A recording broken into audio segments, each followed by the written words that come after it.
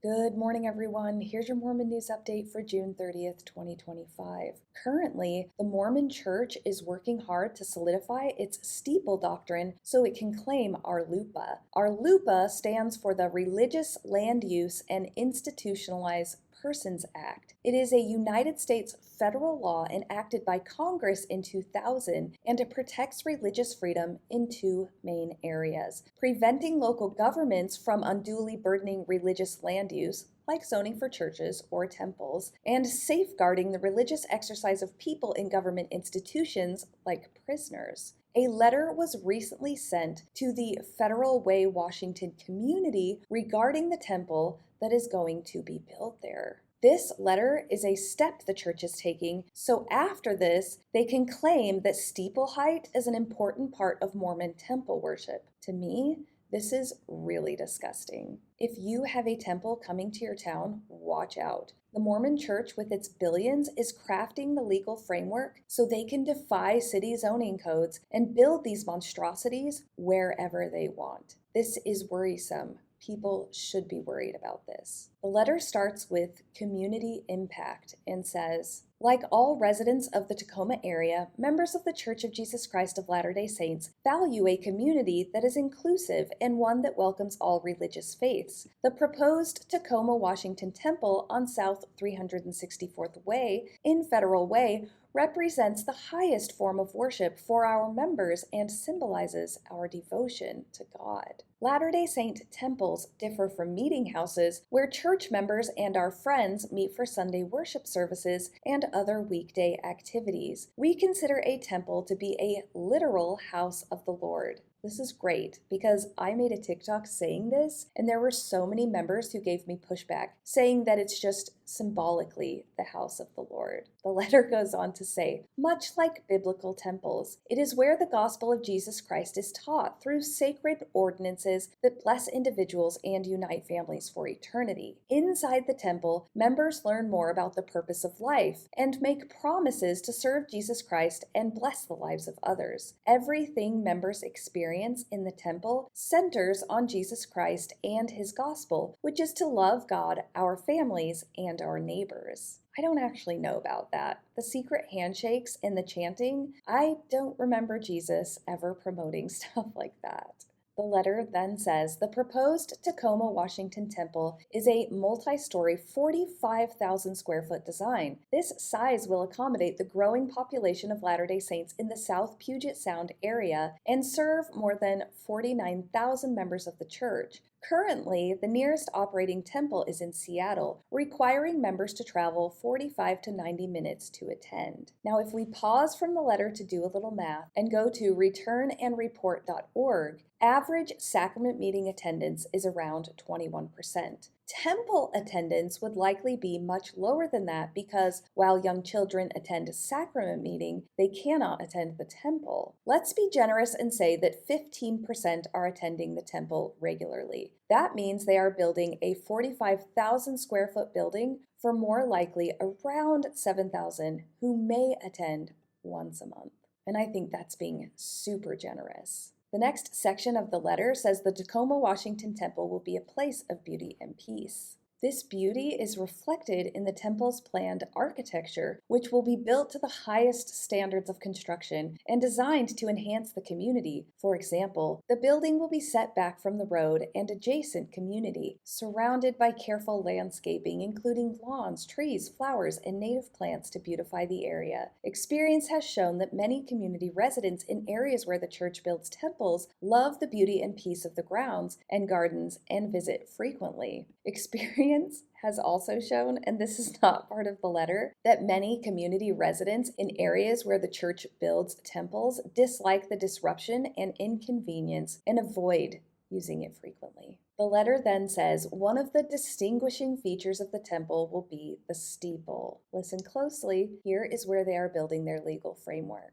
Across denominations, a steeple's upward reach symbolizes the aspiration to connect with God and the heavens. I'm honestly surprised this did not come up in the last General Conference. It represents spiritual ascent and the desire for communion with the divine. The steeple also signifies a beacon of light and hope. Reverend James Field of the Catholic Archdiocese in Boston described steeples as theology in brick and mortar. Members of the Church of Jesus Christ of Latter-day Saints share these same sentiments. And there you have it, the real reason for this letter, to put in writing that steeples are so core to not only Mormon worship, but other religions as well, that if anyone pushes back, they will be considered a religious bigot. The letter then goes on to say, unlike cathedrals, Latter-day Saint temples do not contain a single large sanctuary for Sunday worship. Instead, they are designed with a series of smaller rooms where the highest ordinances of the church take place in small reverent services. These services are typically scheduled by appointment. Because of this, large numbers of people do not attend the temple at the same time, and traffic in and out of the temple will be minimal. That is true, and a large percentage of members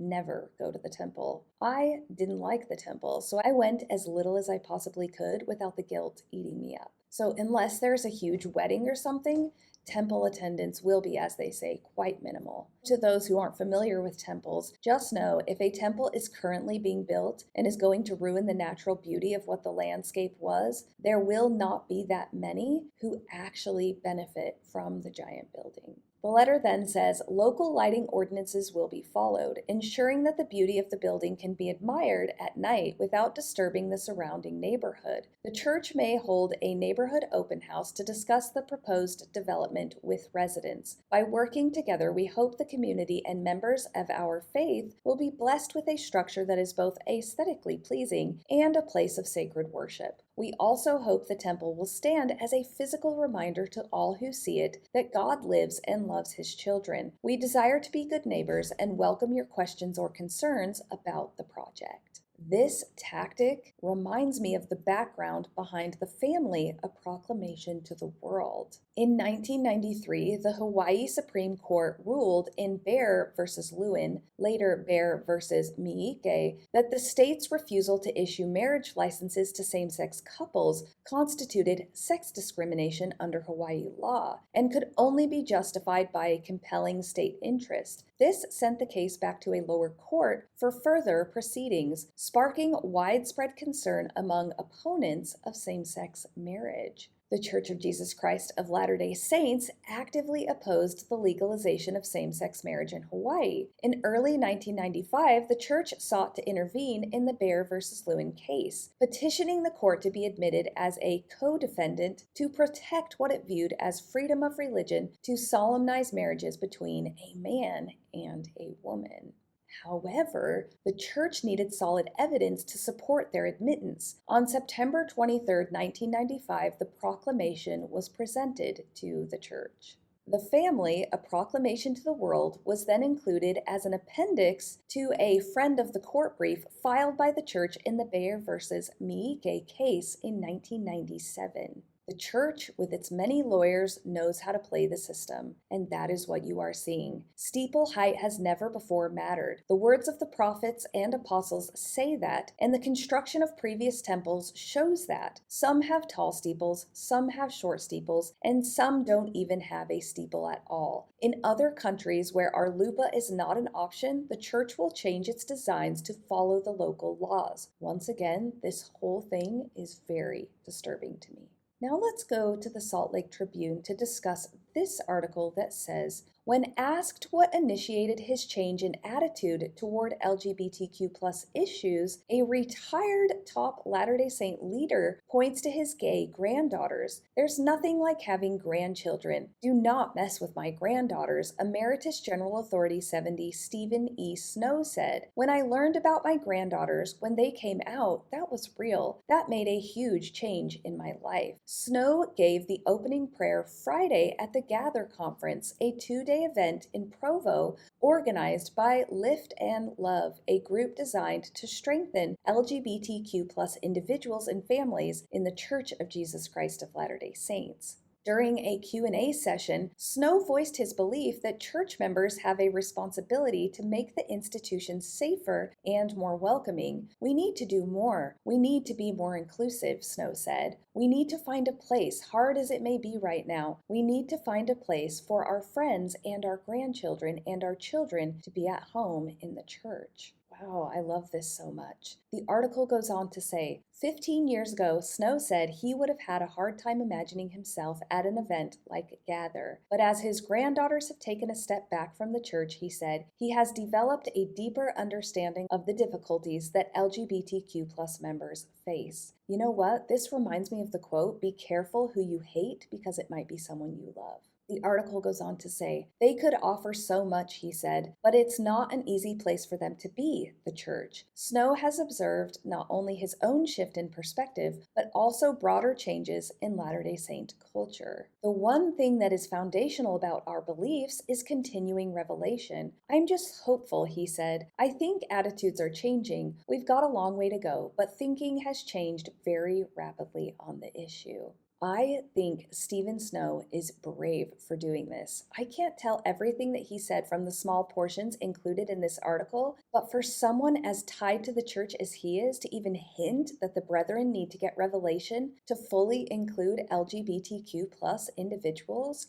is risky. Here's a little background on him. He holds a bachelor's degree in accounting from Utah State University and a Juris Doctor from Brigham Young University. Before his full-time church service, he practiced law for 24 years, serving as a deputy county attorney for Washington County, Utah, and as a senior partner in the Snow Nuffer law firm. He was also involved in education, serving as president of his local school board, chairman of the Utah State Board of Regents, and a chairman of the Western States Commission of Higher Education. In 2012, he was appointed by U.S. President Barack Obama to the President's Council for Faith-Based and Neighborhood Partnerships. As a young man, he served a mission in West Germany. Prior to being called as a general authority, he served as a bishop, stake president, and president of the California San Fernando Mission. In 1999, he became an Area 70 in the church's Utah South area. He was sustained as a general authority and a member of the First Quorum of the 70 in April 2001.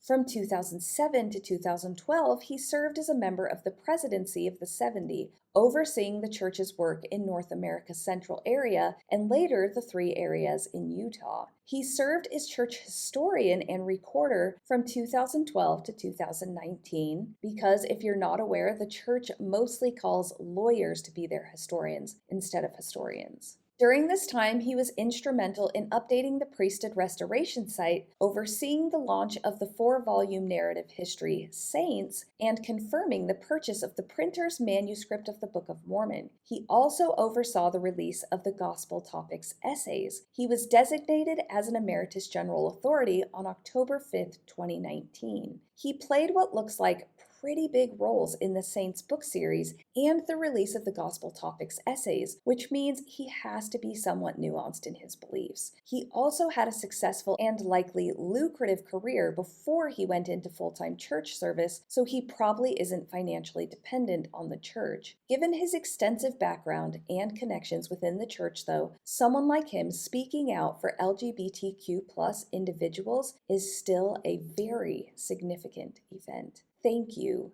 Elder Snow. Now let's talk about this video. It's been posted by multiple people, so I do not know who the original videographer is, but it's a video of Prophet President Russell Nelson driving away from the Syracuse Temple open house with the caption, "Just a simple and humble man dedicated to his calling, no fancy chariot, no limousine." With the help of my partner, I looked up the unfancy non-limousine car that this humble prophet is being driven away in. It is, if we were correct, a Jeep Grand Cherokee, which if I went down and bought one right now, it could set me back as much as 80 grand. That's right, $80,000. That's no small amount of money. Now let's go to the ex-Mormon subreddit for this post entitled, "I'm grateful tattoos were forbidden," for a perspective that I really appreciate. It says, "Am I the only one who's grateful we couldn't have tattoos as believers? If they had been allowed, there would have been talks about using our bodies to promote the gospel, letting our light shine. I swear we all would have had Brigham on our biceps, Joseph's first vision across our backs, and temples on our forearms. That's one rule I'm thankful for now." I hadn't thought of this, but it is a very good point, especially when I see videos like this one of two people sitting by the pool and one of them has Latter-day Saint tattooed across their back. Can you imagine what that person would be feeling about that tattoo if and maybe when they leave the church? I'm really glad I don't have CTR or the Young Women Values tattooed somewhere on my body. Or heaven forbid, something like modest is hottest. And last up today, let's finish with this great quote that says, "Vasectomies prevent abortions." And that's your update for today, folks. I absolutely hope you have the day that you deserve.